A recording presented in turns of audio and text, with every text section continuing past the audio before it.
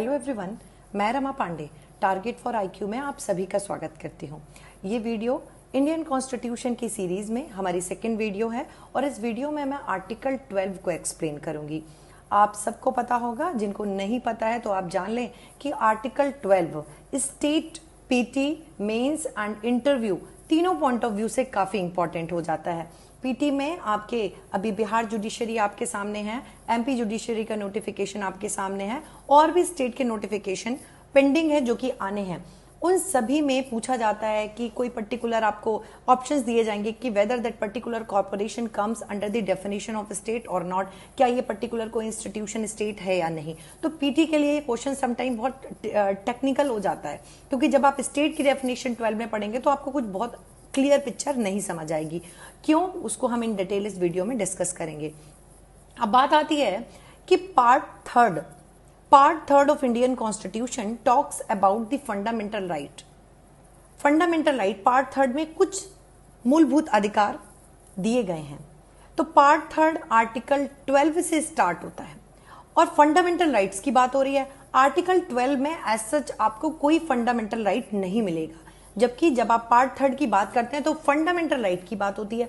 Part third के article 12 में, जो कि पहला आर्टिकल है, किसी भी फंडामेंटल राइट की बात नहीं करता है, बल्कि स्टेट को डिफाइन करता है। उसके पीछे का रीजन ये है क्योंकि all those fundamental rights are available against the state. अगर किसी भी फंडामेंटल राइट का, जो कि मान लीजिए equality given under article 14, non discrimination article 15 में दिया हुआ है, पब्लिक एम्प्लॉयमेंट में इक्वल अपॉर्चुनिटी मिलेगी 16 में दिया हुआ है, अनटचेबिलिटी 17 में दिया हुआ है, 21 right to life and personal liberty दिया हुआ है। तो जो भी फंडामेंटल राइट्स आपके दिए हुए हैं, mostly all the fundamental rights mostly generally are available against the state. मतलब कि अगर इन फंडामेंटल राइट को वायलेट किया then you have the remedy, है ना। आपके पास रेमेडी आर्टिकल 32 में आप डायरेक्टली सुप्रीम कोर्ट जा सकते हैं एंड 226 में you can directly move to the concerned high court for the enforcement of those fundamental right or the remedy in case of violation of those fundamental right। तो भाई state क्या होगी ये पता होना बहुत जरूरी है। इसीलिए हमारे कॉन्स्टिट्यूशन मेकर्स ने फंडामेंटल राइट को डिफाइन करने से पहले क्या किया, हम आपको आपके फंडामेंटल राइट बताएं। इससे पहले जरूरी था कि आपको पता चले कि ये फंडामेंटल राइट से मूलभूत अधिकार आपको किसके अगेंस्ट अवेलेबल हैं। जब आप आर्टिकल 12 को पढ़ते हैं तो पहली चीज लिखी हुई है कि आर्टिकल 12 में जो स्टेट की डेफिनेशन दी गई है वो डेफिनेशन केवल पार्ट थर्ड और पार्ट फोर्थ में ही एप्लीकेबल होगी। मींस वो स्टेट की डेफिनेशन केवल और केवल फंडामेंटल राइट के सेंस में आप स्टेट को वैसे देखेंगे। और जब directive principle of state policies की बात आएगी, जब बात आएगी कि these are the certain constitutional recommendations and directions, तब आप उस स्टेट को समझेंगे। बाकी कॉन्स्टिट्यूशन में जहां भी स्टेट टर्म आएगा फिर आप 12 वाली डेफिनेशन का यूज नहीं करेंगे। आर्टिकल 12 को जब आप पढ़ते हैं तो आर्टिकल 12 में ब्रॉडली 4 तरीके से कैटेगराइज कर दिया है। पहला, स्टेट इंक्लूड्स, स्टेट मीन्स और state includes the government and the parliament at the centre level. तो केंद्र स्तर पर सरकार एवं जो संसद होगी पार्लियामेंट वो होगा स्टेट। सेकेंड इन्होंने कहा the government at the state level and state legislature. राज्य स्तर पर जो सरकार होगी और स्टेट लेजिस्लेचर, अगर एक हाउस है तो एक, जहां पर बाय कैमरलिज्म है दोनों हाउस हैं स्टेट में तो फिर दोनों स्टेट माने जाएंगे। तीसरा इन्होंने बोला है कि लोकल अथॉरिटीज, जो लोकल अथॉरिटीज होंगी वो भी स्टेट में आएंगी। तो लोकल अथॉरिटीज को यहां पर डिफाइन नहीं किया हुआ है। जब आप जनरल क्लॉज एक्ट में देखेंगे तो सेक्शन 3 के सब क्लॉज 31 में लोकल अथॉरिटीज को डिफाइन किया है। लोकल अथॉरिटीज में म्युनिसिपैलिटीज, विलेज पंचायत, ये सारी चीजें आपके आर्टिकल सेक्शन 3 के सब क्लॉज 31 में आ जाएगा। म्युनिसिपैलिटी हो गया, डिस्ट्रिक्ट बोर्ड हो गया, है ना, पंचायत हो गई, ये सब आपकी इसमें आ जाएगा। चौथा जो फोर्थ एलिमेंट है वो है अदर अथॉरिटीज। ठीक, तो आप जब तीनों चीजें देखेंगे, government at the central level, both the houses at the central level, Lok Sabha and Rajya Sabha, state होगा। स्टेट गवर्नमेंट और दोनों हाउसेज स्टेट में या एक हाउस जो भी है वो स्टेट होगा। लोकल अथॉरिटीज स्टेट माने गए हैं आर्टिकल 12 में। एंड फोर्थ जो कैटेगरी कर दी अदर अथॉरिटीज, ये मेन बात है। तो आर्टिकल 12 में तीन चीजें तो समझ में आ गई कि भाई स्टेट है, बट अदर अथॉरिटीज है ना, यहां पर इंटरप्रिटेशन का बहुत स्कोप था कि अदर अथॉरिटीज में क्या क्या स्टेट होगा। ये तीन चीजें तो समझ में आती हैं, बट ये चौथी चीज क्या है, ये कौन सी वो चीज होगी जो अगर हमारे फंडामेंटल राइट के एवोल्यूशन हो जाएगा तो इस अदर अथॉरिटीज में क्या क्या हम ला सकते हैं, हम किन किन के अगेंस्ट जा सकते हैं आर्टिकल 32 और 226 में। इसके लिए सुप्रीम कोर्ट ने फर्स्ट टाइम एक डॉक्ट्रिन इवॉल्व किया, वो था doctrine of ejusdem generis. Doctrine of ejusdem generis ये इवॉल्व किया in the case of state of Madras versus Shantabai. State of Madras versus Shantabai के मामले में सुप्रीम कोर्ट ने इजस्डम जेनरिस का कॉन्सेप्ट इवॉल्व किया और सुप्रीम कोर्ट ने कहा, इसमें क्वेश्चन था कि weather the Madras university comes under the definition of state और नॉट। क्या कोई यूनिवर्सिटी स्टेट होगा? अब आप कैसे देखोगे, क्यों हमने यूनिवर्सिटी की बात क्यों की? हमने यूनिवर्सिटी की बात इसलिए की कि यूनिवर्सिटी में जो एडमिशंस होंगे एजुकेशनल इंस्टीट्यूट्स में, आपको अगर याद हो article 16 is there, article 15 is there, basically educational institute से आर्टिकल 15 इज देयर। थोड़ा रिजर्वेशन होता है, स्कॉलरशिप दी जाती है, सीटें रिजर्व की जाती हैं, तो आर्टिकल 15 इज देयर। तो आप कैसे रिजर्व करेंगे सीटें, कैसे आप कुछ स्कॉलरशिप देंगे? It should be in accordance with the provision mention under article 15 ना। तो फंडामेंटल राइट इज देयर, अगर किसी की ये फंडामेंटल राइट का वॉल्यूशन किसी यूनिवर्सिटी ने किया तो क्या उनके अगेंस्ट हमें रेमेडी अवेलेबल है? क्या वो स्टेट मानी जाएंगी? क्या वो स्टेट मानी जाएंगी? तो ये जब question state of Madras versus Shantabai के मामले में 1954 में डिस्कस किया गया तो सुप्रीम कोर्ट ने एक डॉक्ट्रिन निकाला, doctrine of ejusdem generis. The meaning of the doctrine ejusdem generis का मतलब होता है सेम कैटेगरी, एक ही श्रेणी में आने वाले। तो जब आप ऊपर देखेंगे government of India, legislature, state legislature, state government and local authorities, court supreme court को लगा कि ये जो तीन ऊपर बताई गई कैटेगरीज, ये सेम कैटेगरी इस तरीके से हैं कि ये कहीं ना कहीं एक ऑटोनॉमस बॉडी है, कहीं ना कहीं कॉन्स्टिट्यूशन में इनका जिक्र है, ऑटोनॉमस है, सॉवरेन बॉडी है। तो जो फोर्थ कैटेगरी होगी वो भी ऑटोनॉमस एंड सॉवरेन फंक्शन उसका होना चाहिए। कोर्ट को लगा उस टाइम कि ये जो मद्रास यूनिवर्सिटी है ये सेम कैटेगरी में फॉल नहीं होती। अब आप सेम कैटेगरी बहुत सिंपल तरीके से आप देख लीजिए, ऑड वन एंड आउट आता है आप लोग के एग्जाम में, आप एप्टीट्यूड रीजनिंग के क्वेश्चंस लगाते होंगे तो एप्टीट्यूड में एक क्वेश्चंस आते हैं आप लोग के सीसेट वगैरह में, या वैसे भी आप लोग किसी वनडे एग्जाम में दे जाते होंगे। एक ऑप्शन रहेगा कि नीचे एक कि आप इसको फिल करिए। मान लीजिए ऑप्शन 1 है, ऊपर एप्पल है, बनाना है, पेयर एंड डैश, ठीक है, और आपके सामने जो ऑप्शंस दिए हुए हैं आपको एक कौन सा इसमें करेक्ट है। अब वहां पर लिखा हुआ है मान लीजिए पाइनएप्पल, हाँ पाइनएप्पल लिखा हुआ है, कार लिखी हुई है और हाउस लिखा हुआ है, तो ऑब्वियस सी बात है ऊपर की तीन कैटेगरीज जो हैं वो देखकर लगता है कि इस फोर्थ कैटेगरी में भी कोई फ्रूट ही फिट बैठेगा।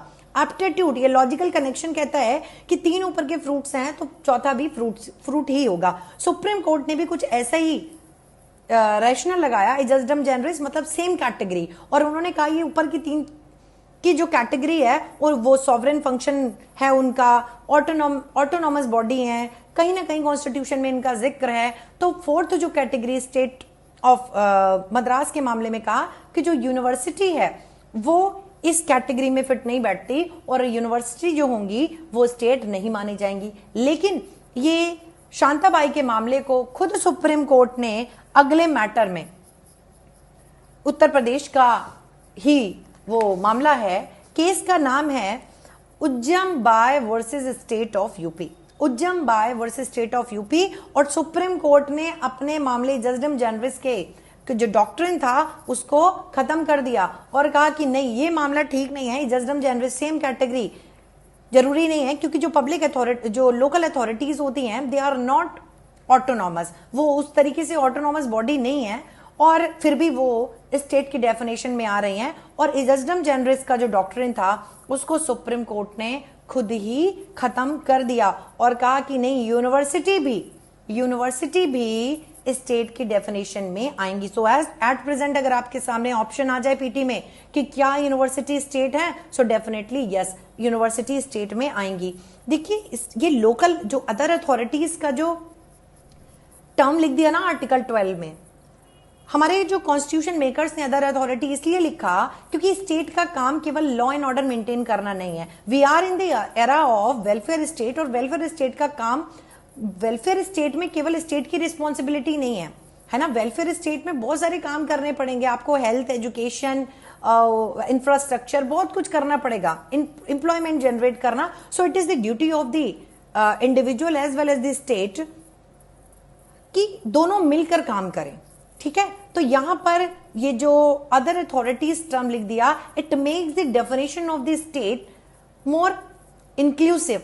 एक इंक्लूसिव डेफिनेशन हो गई, means it includes other authority, means it is the duty of the supreme Court to examine each and every body, institution, corporation. आप हर एक संस्था को देखिए, ऑर्गेनाइजेशन को देखिए कि क्या उनका काम क्या है, क्या वो वेलफेयर ओरिएंटेड काम कर रहे हैं, क्या वो स्टेट का ही फंक्शन कर रहे हैं, है ना. अगर हाँ तो फिर भी बहुत सारे टेस्ट हैं. तो सुप्रीम कोर्ट किसी भी पर्टिकुलर अथॉरिटी और बॉडी को स्टेट डिक्लेयर कर सकता है. तो ये इसलिए इंक्लूसिव डेफिनेशन आ जाती है, एग्जॉस्टिव नहीं है, इंक्लूसिव है. सुप्रीम कोर्ट टाइम टाइम पर कुछ बॉडीज को, कुछ संस्थाओं को स्टेट के अंदर, राज्य के अंदर शामिल कर सकता है. तो ये जो केस था इसमें यूनिवर्सिटी को माना गया. अगला केस है Rajasthan electricity board versus Mohanlal का, 1967 का. इस मामले में सुप्रीम कोर्ट ने क्लियरली कहा कि अगर कोई भी इंस्टीट्यूशन, कोई भी बॉडी जो कि किसी एक्ट से क्रिएट हुई है, बनाया गया है किसी इनैक्टमेंट से, किसी लॉ से, या फिर कि वो कॉन्स्टिट्यूशन ऑफ इंडिया में ही, भारतीय संविधान में ही उनका जिक्र है, वो बॉडी या तो क्रिएट हुई है खुद संविधान से या किसी और इनैक्टमेंट से, तो वो मान ली जाएगी कि वो स्टेट है. और यूनिवर्सिटी जो थी, यूनिवर्सिटी ऑफ मद्रास जो थी, that was created by the university act, तो ये जो है स्टेट होगा. और हर वो अलग अलग तरीके के ऑर्गेनाइजेशन, हर वो अलग अलग तरीके के इंस्टीट्यूट जो किसी एक्ट के तहत भी क्रिएट किए गए हैं, वो भी स्टेट माने जाएंगे. ओके, अब इसके बाद इसमें केस तो देखिए आर्टिकल 12 में बहुत सारे हैं. इसके बाद एक बहुत इंपॉर्टेंट केस है आपका सुखदेव वर्सेस भगत राम का. सुखदेव वर्सेस भगत राम, इस मामले में भी सुप्रीम कोर्ट ने क्लियरली कर दिया था 1975 में. The supreme court clearly held that कि if the function of any body, institution is the same like the state, अगर फंक्शन वेलफेयर ओरिएंटेड है, जो काम राज्य का है वही कोई बॉडी और ऑर्गेनाइजेशन कर रही है, 1975 में कहा, तो वो भी स्टेट होगा. और इसी को ध्यान में रखते हुए बहुत सारे कॉर्पोरेशंस जो थे वो स्टेट के अंडर आ गए, like ONGC, like LIC, like SAIL, भेल, बहुत सारे कॉर्पोरेशंस जो थे ये स्टेट हैं. और ये आज भी पीटी में आपसे क्वेश्चंस पूछे जाते हैं कि क्या ONGC स्टेट है. सो डेफिनेटली स्टेट है, क्योंकि इनका काम, ये स्टेट का काम कहीं ना कहीं कर रहे हैं. तो भले से अगर कोई भी बॉडी है जो कि क्रिएट की गई कॉमर्शियल पर्पस के लिए की गई, भारत सरकार ने किया गया है, सरकार का कोई कंट्रोल है उसके ऊपर, सरकार का फाइनेंशियल असिस्टेंस है उस बॉडी को, सरकार का उस पर एडमिनिस्ट्रेटिव कंट्रोल है, तो वो मान लिया जाएगा कि वो स्टेट है. इस केस को ध्यान रखिएगा, सुखदेव वर्सेस भगत राम 1975. और ONGC स्टेट हो गया, LIC स्टेट हो गया, सेल स्टेट हो गया, भेल स्टेट हो गया. ठीक है, एक क्वेश्चन और है, इस पे बहुत पूछा जाता है, whether BCCI comes under the definition of the state. So Zee Telefilms का केस है जिसमें कह दिया था कि भाई BCCI स्टेट नहीं है, 2005 का केस है, और कहा कि BCCI स्टेट नहीं है और इस पर स्टेट का कोई ऐसा सच कंट्रोल नहीं होता, अपॉइंटमेंट जो उनका है वो भी स्टेट के द्वारा नहीं होता, ना स्टेट से कोई उनको फाइनेंशियल असिस्टेंस वो ले रहे हैं, ना कि स्टेट उस पर कोई फाइनेंशियल और एडमिनिस्ट्रेटिव कंट्रोल कर रहा है. सो BCCI स्टेट नहीं होगा. लेकिन अभी ध्यान रखिएगा, अभी रिसेंटली 2018 में लॉ कमीशन की रिकमेंडेशन है कि BCCI को RTI के दायरे में रखा जाना चाहिए. सुप्रीम कोर्ट ने भी किया है कि BCCI को RTI के दायरे में रखा जाना चाहिए. और अभी भी BCCI स्टेट के दायरे में आएगा या नहीं, इस पर अभी कंफ्यूजन है. But at present Supreme Court का जो सिचुएशन है, BCCI स्टेट नहीं है, but definitely BCCI comes under the purview of RTI, right to information act, according to the law commission report. Okay, ये आपका हो गया BCCI से रिलेटेड. अब देखिए अगला इसमें काफी इंपॉर्टेंट क्वेश्चन आता है कि whether judiciary comes under the definition of state, क्या जुडिशरी स्टेट की डेफिनेशन में आती है?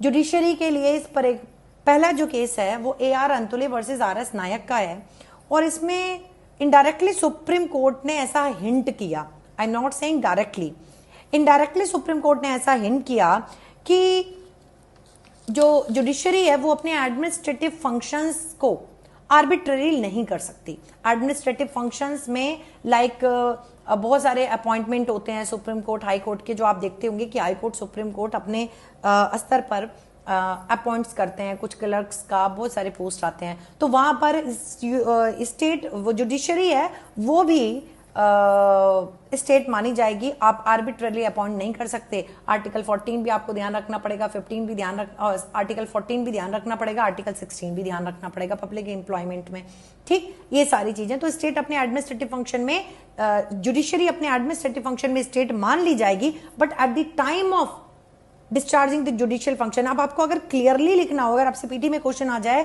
या मेंस में भी लिखना हो कि क्लियरली, क्रिस्टल क्लियर किस केस में कह दिया कि जुडिशरी अपने एडमिनिस्ट्रेटिव फंक्शंस में स्टेट है और at the time of discharging judicial function state नहीं है, तो केस का नाम याद रखिएगा, Rijju Prasad Sharma versus state of Assam 2015 का केस है। Rijju Prasad Sharma versus state of Assam 2015। Supreme court ने कहा कि at the time of discharging administrative function judiciary comes under the definition of state, मतलब रिट जुरिस्डिक्शन में वो भी आ जाएगी। आप किसी भी तरीके से फंडामेंटल राइट का उल्लंघन नहीं कर सकते। आप जब अपॉइंटमेंट कराएंगे तो 14 से आप बाउंड हैं, आप 16 से बाउंड हैं, बट जब आप जुडिशियल फंक्शन कर रहे हैं, मतलब आपने अगर किसी को पनिश कर दिया, आर्टिकल 21 उसका वॉयलेट हो गया, तो फिर वो नहीं कहेगा कि भाई आपने तो ऐसा ऑर्डर दे दिया कि मुझे जेल में जाना पड़ रहा है, right to life and personal liberty मेरी चली गई, या आपने कैपिटल पनिशमेंट दे दिया और सामने से आदमी आगे खड़ा हो जाता है कि नहीं मेरा तो 21 वॉयलेट हो गया।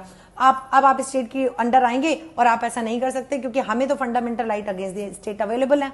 ये चीज है। तो जब जुडिशरी अपने जुडिशियल फंक्शन को डिस्चार्ज करती है, at that time judiciary state नहीं है, बट जब एडमिनिस्ट्रेटिव फंक्शन करेगी, अपॉइंटमेंट वगैरह करेगी, उस टाइम जुडिशरी स्टेट की डेफिनेशन में आएगी। अब देखिए ये आपके काफी, मुझे लगता है यहां से पीटी के क्वेश्चन आपके कवर हो जाएंगे। अगला है आपका बहुत इंपॉर्टेंट केस है। अभी तक देखिए पहले जजडम जनरस दिया, फिर कहा कि नहीं सॉवरेन ऑटोनॉमी, बाद में बात कर दी, फिर कह दी कि नहीं स्टेट ने कह दिया सुखदेव के वर्सेस भगत राम के केस में कि नहीं भाई अगर कोई भी बॉडी जो कि स्टेट ने बनाई है भले से कॉमर्शियल फंक्शन के लिए, वो भी स्टेट हो जाएगी। ये सारे बहुत टेस्ट हो गए। फिर सुप्रीम कोर्ट ने finally in the case of Ajay हाशिया वर्सेस खालिद मुजीब 1981 का केस है, ऑनरेबल जस्टिस भगवती जी का। और ऑनरेबल जस्टिस भगवती वैसे भी अपने जजमेंट्स के लिए बहुत फेमस हैं। यहां पर ऑनरेबल जस्टिस भगवती जी ने दो क्वालिटीज बताई कि अगर किसी भी बॉडी में, किसी कॉर्पोरेशन में, किसी इंस्टीट्यूट के अंदर ये आवश्यक दो तत्व हैं, 2 एलिमेंट्स आर देयर, तब वो definitely body, corporation, institute state की डेफिनेशन में आ सकता है। पहला इन्होंने बताया instrumentality test and second is the functionality test. अगर कोई भी बॉडी का फंक्शनैलिटी टेस्ट का मतलब अगर किसी बॉडी, इंस्टीट्यूट या कॉर्पोरेशन का काम is the same like the state का ही काम कर रहे हैं, वेलफेयर का काम कर रहे हैं, एजुकेशन दिला रहे हैं, एम्प्लॉयमेंट जनरेट कर रहे हैं, हेल्थ सेक्टर में काम कर रहे हैं, इंफ्रास्ट्रक्चर बना रहे हैं, रेलवेज बना रहे हैं, रोड बना रहे हैं, ब्रिज बना रहे हैं, तो अगर कोई ऐसा है तो वो उसका अगर फंक्शन वेलफेयर ओरिएंटेड है जो कि स्टेट का काम है, अगर वो कर रहा है तो वो स्टेट आ सकता है, स्टेट की डेफिनेशन में आ सकता है। दूसरा बताया इंस्ट्रूमेंटेलिटी का एलिमेंट। इन्होंने कहा कि इट इज केवल functionality test is not sufficient, है ना, it is not only the sufficient test जिसके हिसाब से आप कह सकते हो कि भाई ये तो स्टेट का ही काम है। जैसे मैं भी तो आपको एजुकेशन दे रही हूँ ना एक तरीके से, तो क्या मैं स्टेट हो गई? नहीं, इसके साथ में आपको एक और चीज देखनी है, फंक्शन तो होना ही चाहिए स्टेट वाला, साथ में इंस्ट्रूमेंटेलिटी भी होना चाहिए। That particular body, organ, institution और corporation must act as an agent of the state, वो राज्य के एजेंट की तरह काम कर रहा हो। ठीक, तो ये दो टेस्ट होंगे अजय हाशिया वर्सेस खालिद मुजीब में, तब वो स्टेट में आएगा। जस्टिस भगवती ने ये टेस्ट थोड़े से टफ लग रहे हैं ना, अभी भी चीजें क्लियर नहीं हो रही कि, तो इसके लिए इन्होंने 6 प्रिंसिपल्स बता दिए और 6 टेस्ट बता दिए कि आप ये 6 टेस्ट देख लीजिए। अगर ऐसा है तो फिर कोई पर्टिकुलर इंस्टीट्यूशन स्टेट की डेफिनेशन में आ सकता है। पहला बताया अगर कोई बॉडी, इंस्टीट्यूट और कॉर्पोरेशन जिस पर की स्टेट का फुल्ली फाइनेंशियली कंट्रोल्ड है वो बॉडी स्टेट से, if any body is fully financially controlled by the state, then that body may come under the definition of the state. ठीक, दूसरा उन्होंने बताया अगर फाइनेंशियल कंट्रोल नहीं है बट कुछ एडमिनिस्ट्रेटिव कंट्रोल स्टेट का उस बॉडी पर है तो वो बन जाएगी स्टेट। तीसरा बताया कि ऑटोनॉमी होनी चाहिए, that body must be autonomous body, और स्टेट के पास पावर होना चाहिए कि वो ऑटोनॉमी वापस भी ले ले। चौथा उन्होंने बताया कि अगर कोई बॉडी हो सकता है जो पहले किसी मिनिस्ट्री का पार्ट हो, अगर वो मिनिस्ट्री से हट भी गई है और फिर भी वो स्टेट का ही काम कर रही है, वेलफेयर ओरिएंटेड काम ही कर रही है, तो भी वो स्टेट की डेफिनेशन में आ सकता है। और लास्ट जो 6 प्रिंसिपल बताया वो बताया कि अगर फुली फाइनेंशियली कंट्रोल नहीं है then at least some effective financial control must be there by the state. Okay, so that कोई financial control must be there ना, सम फाइनेंशियल को थोड़ा बहुत तो कंट्रोल होना चाहिए, या तो एडमिनिस्ट्रेटिव हो या तो कुछ आपको आप एडमिनिस्ट्रेटिव कंट्रोल का मतलब वो जो बॉडी में जो अपॉइंटमेंट सिलेक्शन वगैरह होते होंगे वो क्या स्टेट का कुछ उस पर कंट्रोल है, फाइनेंशियल क्या कुछ ग्रांट कोई एड सरकार उस संस्था को देती है, ये सारी चीजें जो होंगी, और कुछ ऑटोनॉमी भी उसको मिलनी चाहिए, उसका काम भी राज्य वाला ही होना चाहिए, पब्लिक वेलफेयर में होना चाहिए, तब वो जो बॉडी होगी वो स्टेट हो जाएगी। आई थिंक आप लोगों को जो भी स्टेट के लिए रिक्वायर्ड था पीटी ओरिएंटेड वो मैंने बता दिया। मेंस में आप लोग प्लीज अजय हाशिया वर्सेस खालिद मुजीब का केस लिख कर आइएगा, और जुडिशरी के सेंस में भी मैंने क्लियर कर दिया। तो क्वेश्चन अक्सर आता है ओएनजी, हाँ एक चीज और है, वेदर एनसीईआरटी और SCERT comes under the definition of the state, so answer is no. SCERT और एनसीईआरटी स्टेट की डेफिनेशन में नहीं आती क्योंकि वो फंक्शनैलिटी और इंस्ट्रूमेंटेलिटी की जो दोनों टेस्ट है उनको फुलफिल नहीं करती। इससे ज्यादा स्टेट पर आपके कोई क्वेश्चन नहीं आएगा, मैक्सिमम यही क्वेश्चन आ सकते हैं जिनको कि आप लोग अब कर पाएंगे। अगर आप लोग को वीडियो अच्छी लगती है तो प्लीज कमेंट करके बताइए, लाइक करिए और ज्यादा से ज्यादा लोगों तक ये वीडियो शेयर करिए। Thank you so much.